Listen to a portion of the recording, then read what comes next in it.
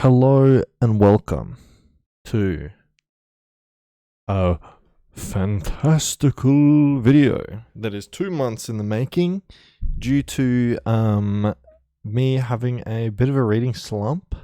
Not a reading slump, I guess you could call it. I mean, I was reading at the time, but the book that I was reading wasn't really, turning me on in such a way that made me want to keep reading. So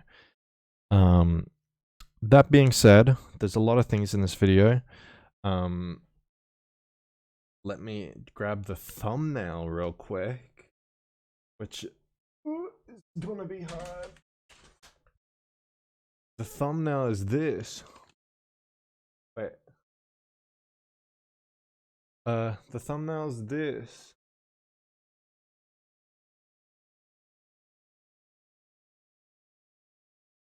Oh my god, the top one's moving.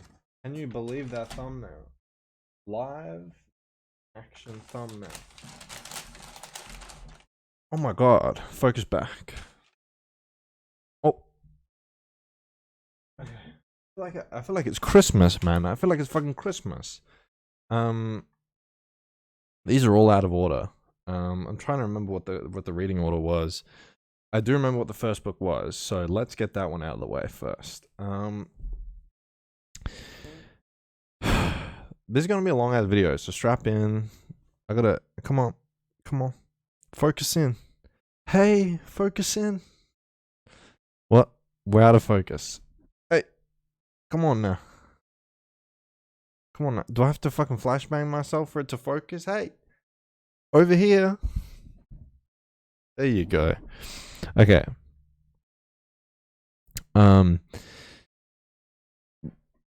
This is gonna be a long video because a lot of books and there's a lot of stuff I want to talk about. But without further ado, if you're asking why the camera angle is like this, you'll find out in a second. But it's basically somewhere for me to present the novel that I'm going to be talking about while I'm talking about it. The first book I have here is Golden Sun by P.S. Brown. Now, this book is kind of the reason why I didn't do a wrap-up last month, because I didn't like it. I'll be frank, I'll be honest, I'll be truthful. I don't think it was the worst thing ever. I think I gave it a 3-star because I didn't dislike it. Like, I didn't actively feel like I disliked anything major about it, but I just don't care. I don't know, I just don't care. There were so many small things about this novel that I'm going to actually pull up my Goodreads review because it was 2 months ago, and usually I remember this stuff, but now I'm kind of forgetting it. So let's pull that up to kind of get the playing field ready. I came with notes. I'm coming in with some notes. I gave it a 2.5 actually, not a 3, a 2.5. And I think I gave it the 2.5 because of what it did to me. It literally killed my month. Like, I was reading this from June 5 to June 24. That's literally the entire month of reading was this book. And I read another book that's longer than this in 3 days later.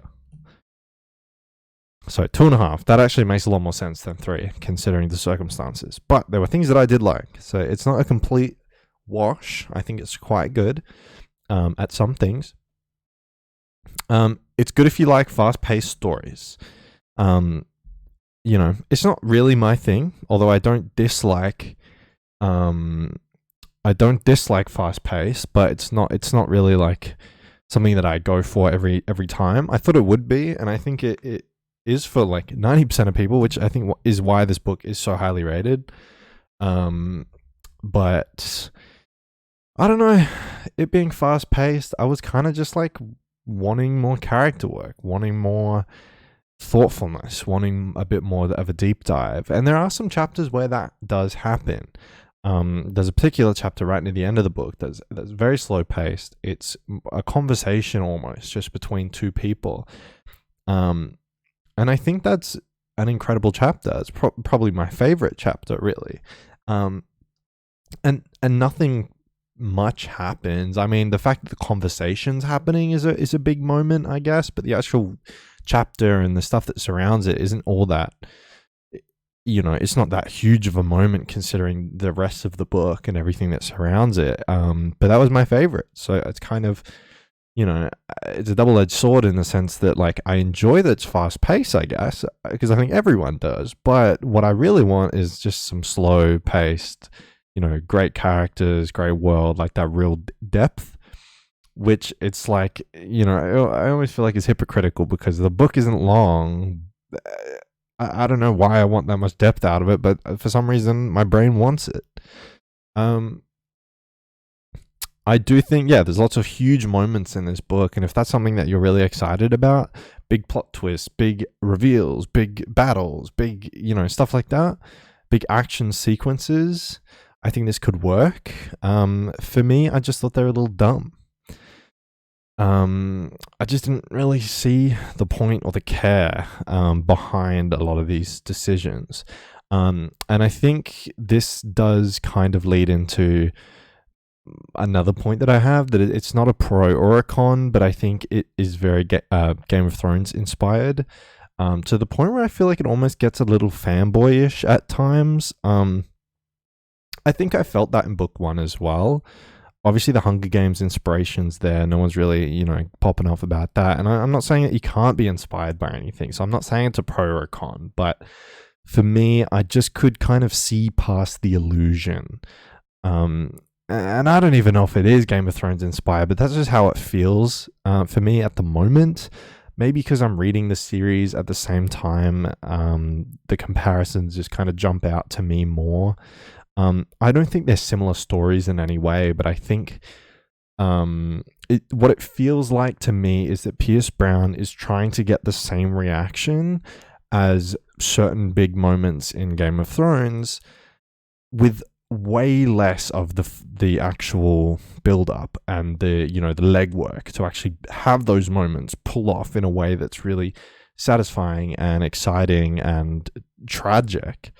But I don't think this series having, Game of Thrones inspired scenes and big twists and moments and crazy tragedy happen in front of your eyes is necessarily like, oh, that's just like Game of Thrones. I mean, it's not. It's like any media ever, but just for me, it felt like it was pushing that boundary just a little hard.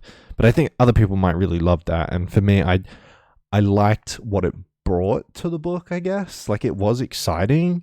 I just think it wasn't very inspired, or it was too inspired, I guess, is the way I'm trying to word that. I also think the writing gets better in book 2 from book 1. That was an issue that I kind of had with book 1, is I feel like the writing was kind of bad. And it could have used another scrape over with a really fucking hard-ass editor. This one, I didn't feel that way as much at all. I think there were still some issues, but I think that's more to do with Pierce Brown's writing style. So I don't actually think it's the quality of the writing anymore. I think it's more of just his writing style, which I don't have as big of a problem with, because I can tell it's more of his flavor instead of like this is kind of just bad. So I do think the writing does improve a fair amount.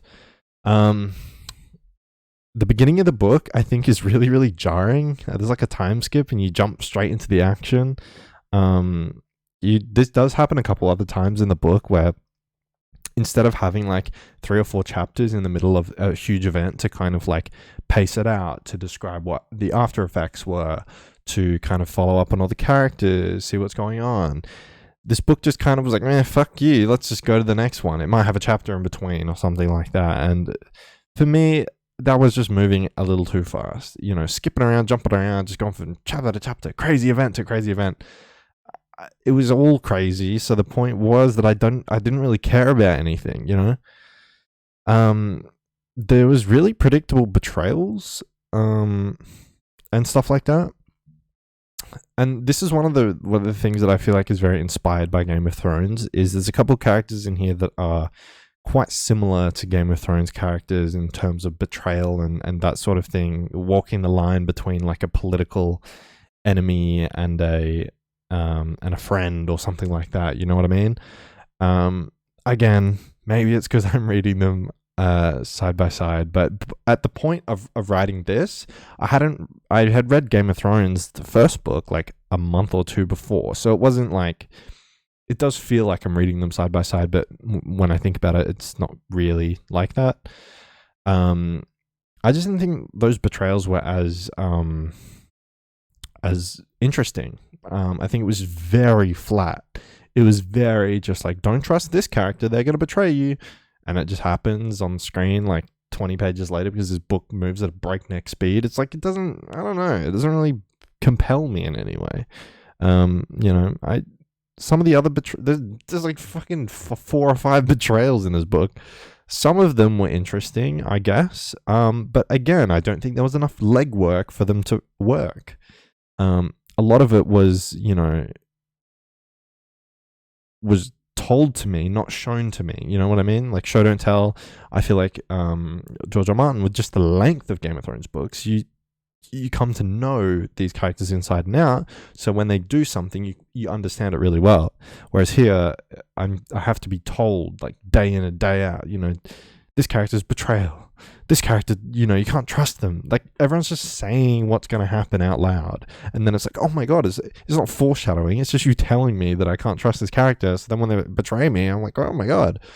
Or like someone being like, oh, Darrow, you need to, you need to form an alliance with this guy or he's going to fuck you up. And then he fucks him up. It's like, okay, it was right there. But, we didn't really have the legwork to understand why that character wanted to do that.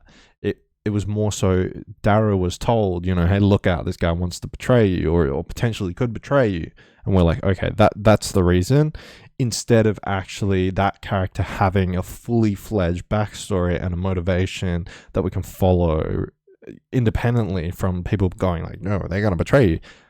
Anyway, unexplained tech being used in action sequences. Yeah, the tech in this book just kind of flies over my head, and I don't think it's because it's too complicated. I think it's just because I don't really care. And, that's partly my fault. It's a lot of like the sling blade and the ion shooter and the fucking grab boots and the electro missile. It's like, I don't know. I don't fucking know what's going on.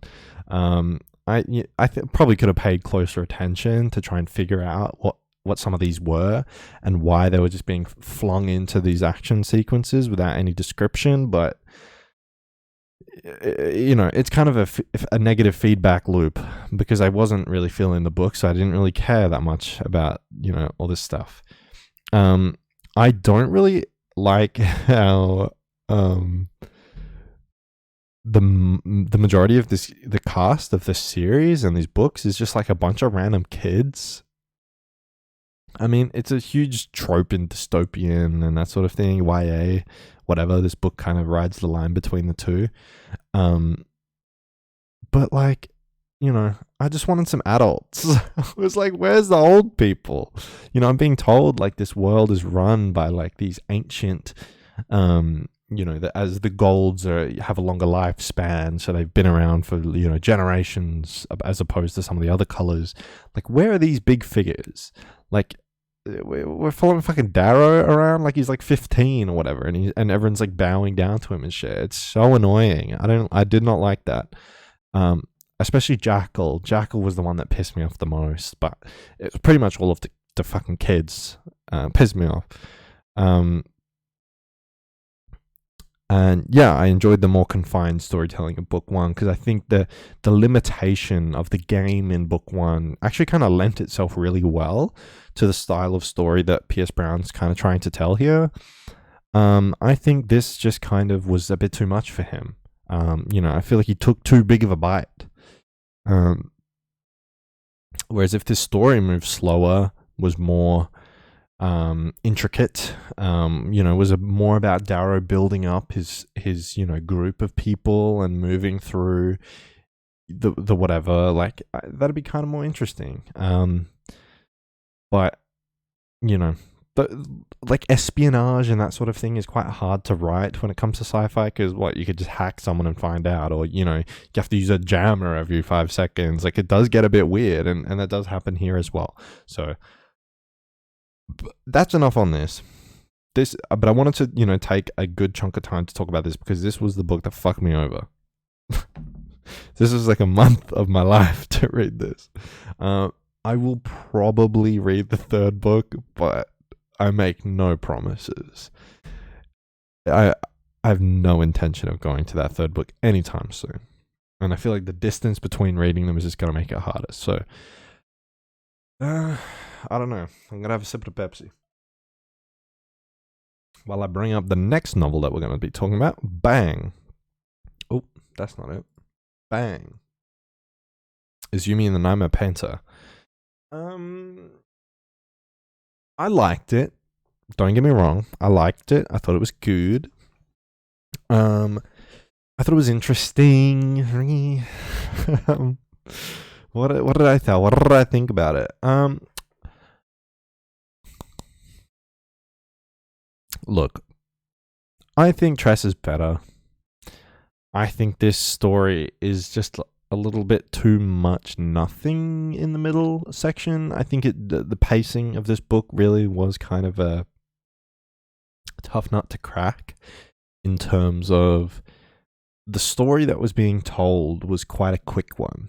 When you boil it down to its essential components, the story could be told in like 4 or 5 chapters probably, right? Like this isn't plot-wise, this isn't a long story. There isn't much here. So the character work and the characters and the world building is what fills up the rest of the book. And for me, that's not always a bad thing. But I just didn't really care for these 2 main characters at all. I didn't feel much of any way towards them. The magic I thought was kind of cool, but it's very one-dimensional in the sense that it serves a direct purpose and they do the magic and the purpose is served. And in terms of Cosmere, I mean, it's not all that interesting in terms of like the potential and things like that. And it makes sense. He doesn't want to introduce a magic system that's going to have insane side effects on the rest of the Cosmere if it's too OP or it's too useful. So it's kind of nerfed, I feel like. The world building was interesting. I much preferred the world building side of it when it came to Yumi and her story. I don't really like Painter's World at all to really read about. I don't know. It just didn't really tickle my fancy. Yumi's World was kind of cool. I just think the story was boring. There wasn't really much to see or do. They were kind of stuck in one place, which, it serves a purpose narratively, plot-wise, that they're in the same place doing the same thing. But I kind of wanted to go explore and have interesting things to explore in that world and kind of just like expand my mind. But I felt it was kind of narrow in that sense. Like I didn't really feel like it was moving a whole lot. And I felt with Nikado's world or Painter's world that it was just kind of it was quite simple, normal, whatever, which is fine, right? If the world isn't crazy, the world doesn't have to be crazy. But like I said before, there wasn't much plot, so we're stuck with the characters in the world. Didn't really care for Nikado's character, didn't really care for his world, didn't really care for the plot all that much. Then we're left with Yumi, who I care about the world a fair bit more, but again, I didn't really care for the character. I actually found her a lot more annoying than Nikado, and I know, like her circumstance is why she's in quotes annoying, but I don't know, I just felt like she was very much the same as a lot of Brandon Sanderson's other female MCs, grew up not being able to wear dresses and be feminine and goes and buys a dress and feels good in it. It's like, we've done this before. And, being a foreigner in, being a girl in a foreign court is kind of the way that I feel like he writes all of his characters. This this feeling of like you're a lone girl and you get thrust into an unknown scenario. It's usually a foreign, court or a group of some sort, and you have to navigate your way through that. I feel like a lot of that applies here. A lot of the same quirkiness that befalls a lot of other Brandon Sanderson characters befalls this character. We can talk about Tress, we can talk about Celine, we can talk about Vin a lot of the time, Shallan a lot of the time, Ciri, Vivenna. They all fall under this same like feeling that I have towards these characters. There's only a small few. Vin, I only like half put her in that category. And Yasna and Navani are like completely not like that. And I really, really enjoy their characters for that reason. But the rest of them, they're just kind of like young adult women that are a bit quirky, and they're thrust into a situation with a foreign group of people and they have to adapt and overcome. It's like kind of annoying at this point. I mean, Yumi doesn't really fit into that plot wise. Like her plot isn't that, but I feel like it still kind of is. That encompasses, that quirkiness is kind of what encompasses her character in the end of the day. So I don't know. I feel that way. Yeah. In terms of Cosmere, there's some really cool stuff in this book. I feel like there's a lot of, fun Cosmere moments. There isn't necessarily Cosmere connections that I'm like freaking out about, like that it's gonna change the course of the Cosmere. But I do think there's like a cameo or two that are really, really cool to see, and I think it's a nice place to expand upon that, because obviously in some of the other series that is not always the time to go into this Cosmere side character. So it was nice to be able to get that time with a side character in the Cosmere for a bit. I thought that was the best part about the book. I don't know what else. Like spoiler free, I have to say, really. The art in this book is sick. The art in this book's really great. I think in the end, it's a lot more of a quaint little story than something like Tress is. Even though Tress is already a quaint little story, I feel like this is a bit more. A lot of the reviews as well that I see about this are calling it a romance, because Brandon Sanderson said that in the acknowledgements or whatever. I don't know so much myself. Whether it feels like just a straight up and down romance, because that's not really something that Brandon Sanderson writes. I mean, two characters getting together at some point, yeah, I mean, that's the definition of a romance, but does it feel like a romance? To me, it didn't. And so I don't know. Did it blow me away? No. Do I regret reading it? No. So that's that. That's Yumi the Nightmare Painter. 3-star, I think. Let me confirm. Boop. Yeah, 3 stars. And I think it's a good 3-star. I think it's a good book. I think other people like it more than me. Now, at this point, I had the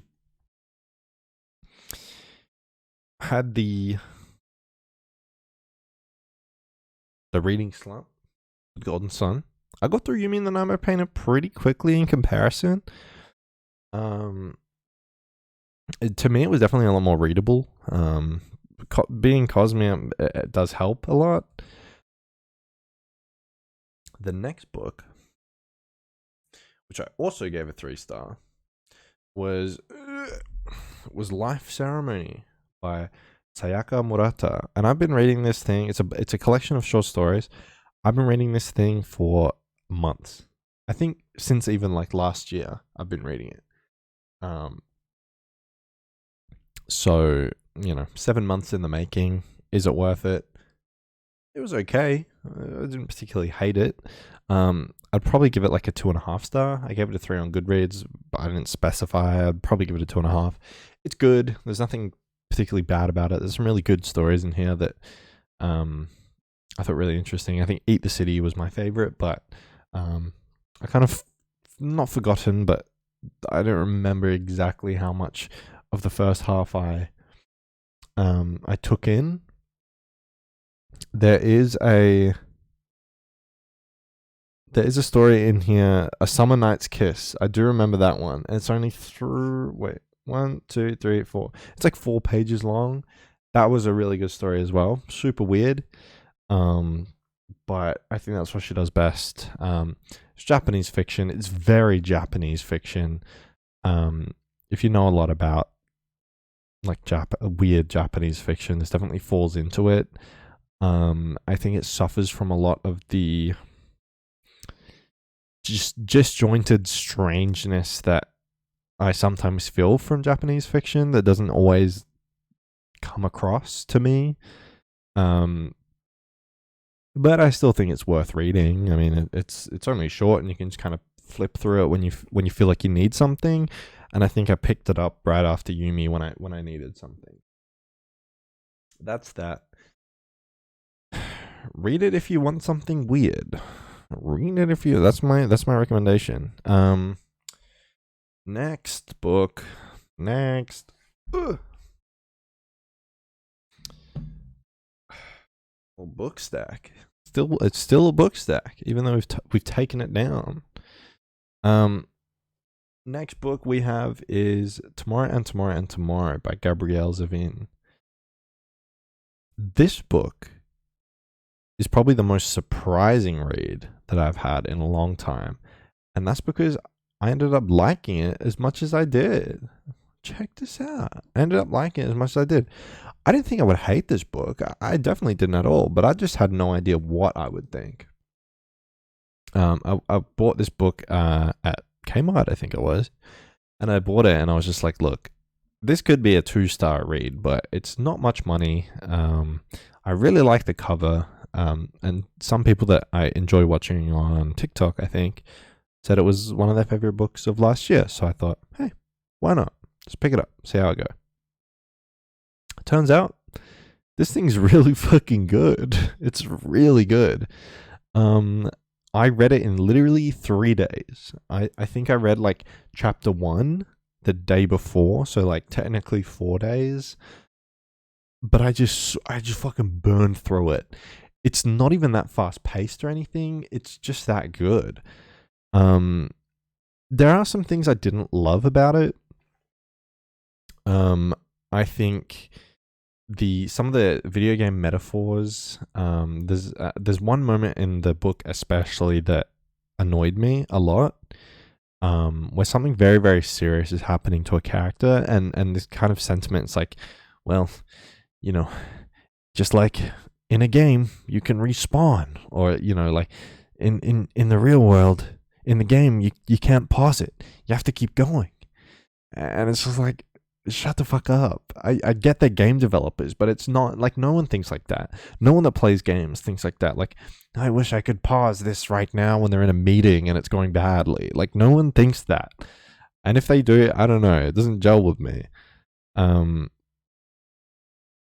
Yeah, like there's one line that I wrote, like, a gamer should never enter a potential combat situation without checking one's inventory. It was one as well that was in here. And that just, something about it just took me right out the story. It just ground my gears. Other than that, it does kind of tread similar steps. I don't know if that's a saying. It walks a similar path to A Little Life, which I think for me was good because I liked A Little Life. I also think it's good if you haven't read A Little Life because it'll feel really fresh and new. I even think some people that have read both won't feel they're similar in any way. But I feel like this book is kind of just like A Little Life easy mode, which I think is good. I think A Little Life is a great story. I think this is a great story. I think they complement each other well. I just also think they're very similar.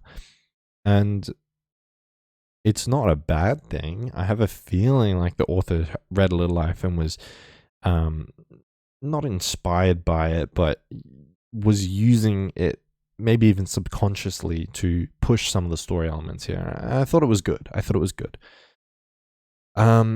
There is a lot of arguing and stuff in this book, surprisingly, even though it's bright and colorful. And I really do enjoy that at least on every single issue, I could empathize with one side of the story, and I didn't feel like people were being horrible for no reason, but also I felt like everyone kind of was making sense. It's the worst in a book when people are arguing and neither side makes sense. Some of the video game elements were really good. It felt realistic. It felt like the author knew what they were talking about when they were talking about coding and that sort of thing. I haven't made a video game, especially not in the early 2000s, but it felt right. Some really good writing and really good characters. So get yourself down to Kmart and get a copy of Tomorrow. It's good. It's good. Trust me. I thought about giving it a 5-star or like 4.5, but I don't know. The video game metaphors really got to me. Really got to me there. But great book, regardless. Great book. Now we're coming up on what I would consider to be a step down is The Ferryman,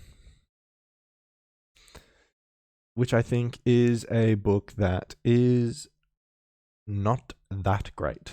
Not that great. I'll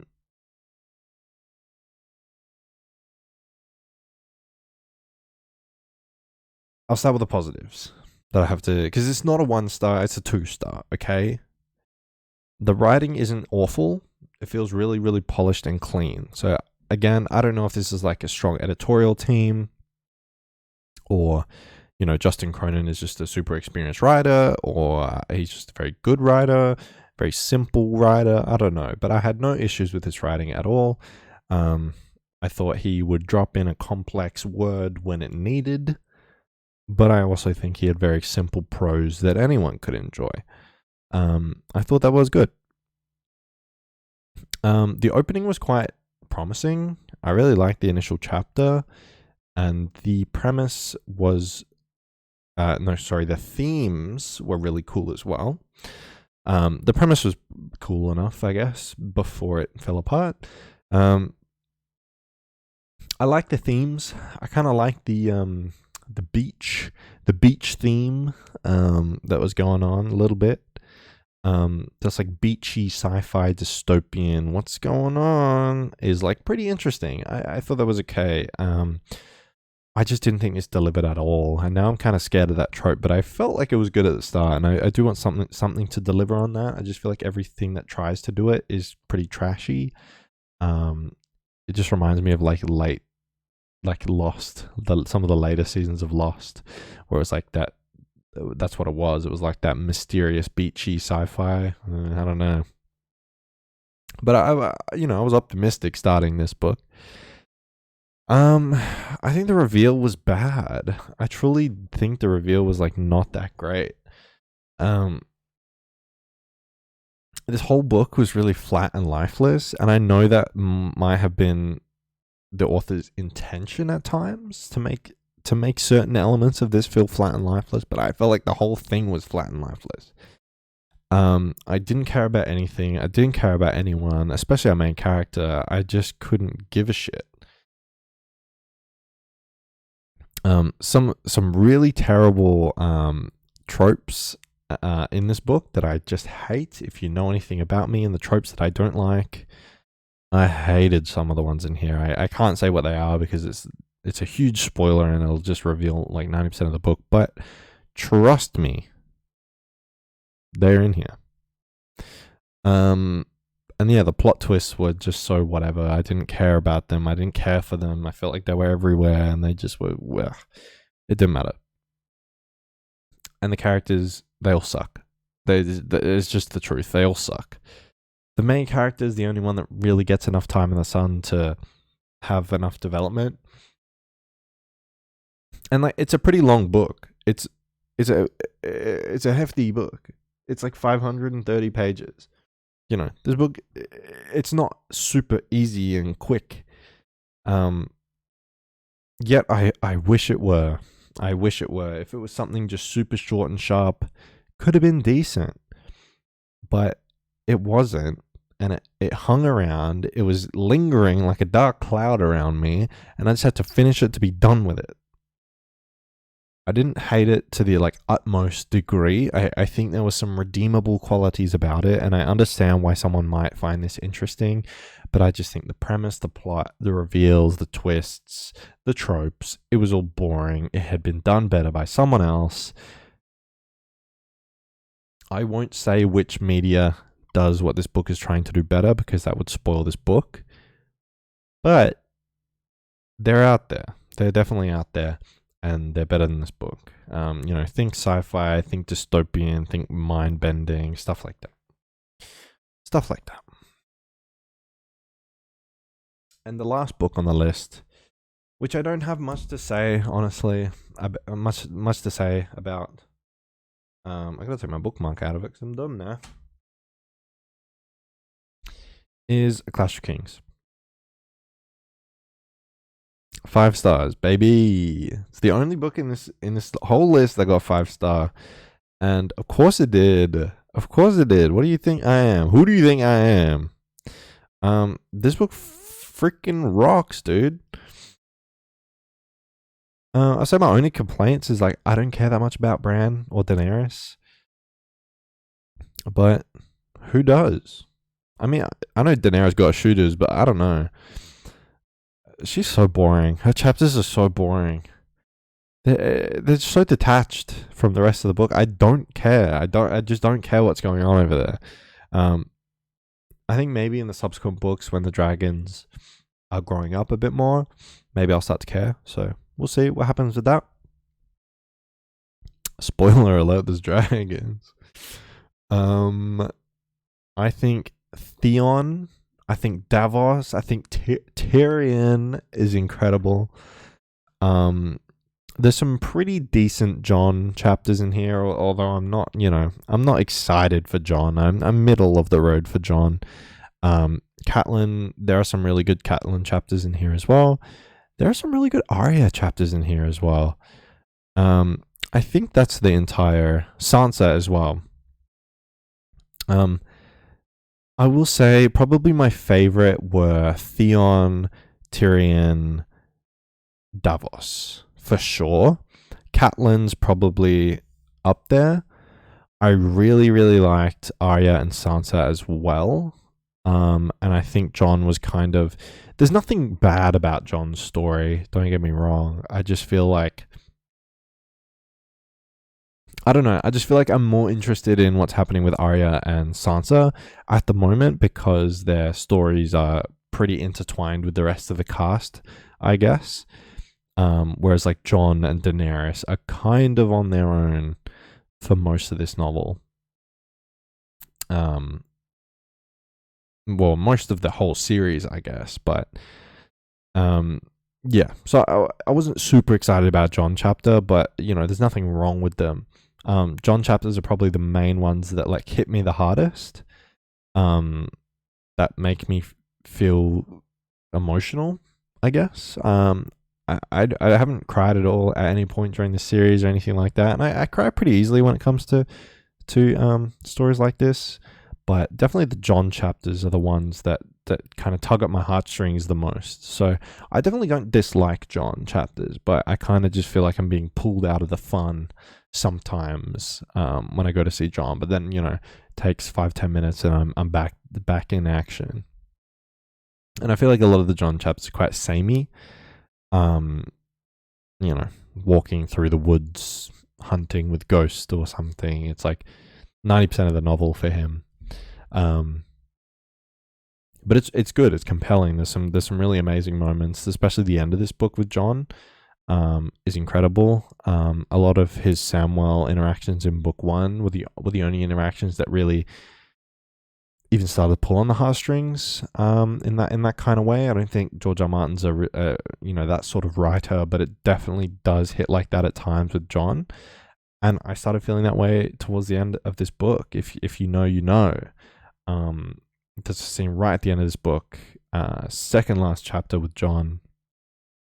And it's my favorite trope. It's like one of my favorite tropes in fantasy, or in any story really. It just tends to happen more in fantasy. And it's I'm trying to say it without spoiling. I mean, it's like Game of Thrones. Who gives a fuck? It's why I like Well of Ascension so much. It's my favorite scene in Well of Ascension. Is it's not the same here, but it's the same trope, or it's the same act in a way. It's very different, but it's the same reason why I like these two acts. Comes up again in this book towards the end. So really, really like that. Really amazing book. Probably better than book one, but just because it's a bit more expansive, whereas book one is kind of that introductory look. I definitely think the introduction of Theon and Davos as POVs was great. I think they served such a good purpose in this book. Especially Davos early was really, really good. And I really like Theon chapters too. I think Theon is like pretty detestable at times in this book, but again, that's a trope that I really like, is that kind of character. So I had a lot of fun reading Theon chapters, and I don't know. I feel a lot of ways about Theon. I feel like the show, like book readers, I feel like are gonna have so much of a reaction to Theon that show watchers probably aren't gonna understand, because Theon becomes a main POV here. Like compared to Robb Stark, like, not to say that Robb doesn't exist in this book, but Robb is like so unimportant. Theon is like one of the main characters we're following around, and just that dispatch, the disparity, I don't know what I'm trying to say, the disconnect between those two characters. If you watch the show, Robb is such a big part of the show, and Theon is almost as big of a part of the show, but from memory, I think Theon isn't in it anywhere near as much as Robb, especially in season 2-ish. So it's definitely a big adjustment in that way, and there's a lot of things that did change from the book. I haven't watched season 2 recently, so I don't know 100% what's changed, but there are some things that I can strongly guess at that I think I don't remember seeing in the show, especially with Tyrion towards the end. Shit crazy, man. That shit crazy. And last but not least, I haven't finished this, I only just started it, but Ship of Magic. I am but that much in to this book. How do I show you a good amount? That much in. There you go. Dish of Magic. I'm loving this. I'm loving this book. I'm so happy I'm reading this. It's amazing, man. I don't want to go audiobook for this because I don't love the audiobook narrator. And I tend to zone out a little bit on audiobooks. I think reading Clash of Kings, there's probably a couple things I could have picked up and soaked in a little better if I was reading it completely. But as I've already watched the show, I do listen to it at work sometimes, or if I'm doing something kind of mundane for a bit. So I do kind of gloss over it a little bit sometimes. I get a little forgetful, or I'm not paying 100% attention. But this book, I'm putting 100% attention into this. Like, I'm loving it so much. Kenneth, I'm really liking. I really am liking his chapters. I just want to follow him through the entire series. From the entire trilogy. I just want Kenneth all the time, and I'll be happy. There are some other cool characters in there. Don't get me wrong. There's definitely some potential cropping up here and there, but definitely Kenneth is the driving force for me in this book. And it's like a multi-POV Robin Hobb book. I'm like, how is she going to go with that? She's going completely fine. No issues at all. Definitely slow-paced, but hey, I'm the guy that likes slow-paced. And yeah, that's pretty much anything. Everything. Back in it. Crushing my reading goal, I think, on Goodreads. Let me just check for you. I'm one book ahead of schedule, and this should count as like 3 books. I read Clash of Kings, which is like as big. So yeah. Should do my book opening I'll do my book opening live. I went and got some books from Crow Books because I was feeling... It was a weird day. I was feeling in between on a certain day in the past, and I was like, I want to do something for myself. So I took myself down to Crow Books, and I shall unveil the books that I got. The first one is called These Violent Delights by Micah Nemirever. I hadn't heard about either of these books before I picked them up. I think this one is kind of like a violent psychological like gay book. I don't really know what's going on here. I'm excited to learn. It just kind of, I don't know, it's called out to me as something that I will really like upon reading the back, and I just kind of want to go in a bit blind to this one. So it does feel a little violent. It does, I mean, it says it on the front, but we'll see. We'll see what's going on. I don't know. I don't think it's a romance, but I think it has romance in it. I don't know. Something about that. And this is the ultimate wild card, this book. I think it's by a bit of a smaller author, but I wanted to... I don't know, I kind of wanted one that was like a bit of a hit on Goodreads and people knew about it, and one that was a bit of a nothing. So this book is called Her Death Was Also Water. And it is a dystopian about a world that has... Oh no, I think it's an apocalypse. Dystopian apocalypse? I don't know, something like that. A mixture of apocalypse, high seas adventure, and otherworldliness.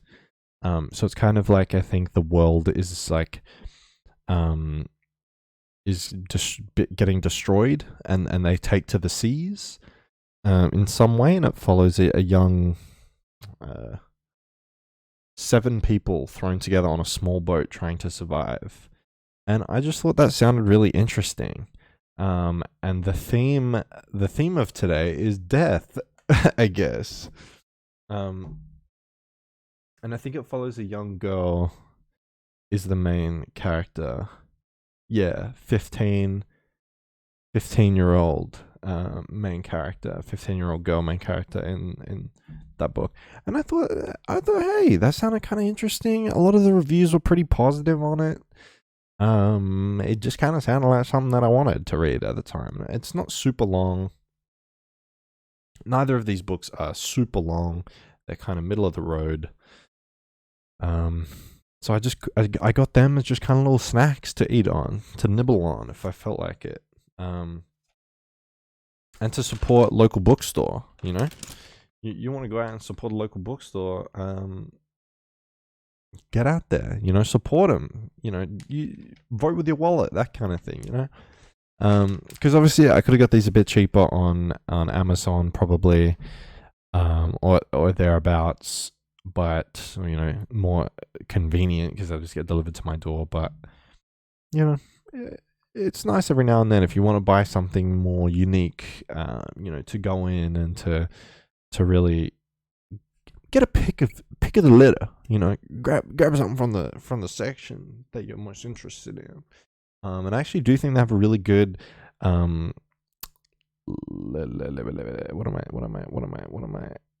literary fiction and like gay section as well, like LGBT book section is really good.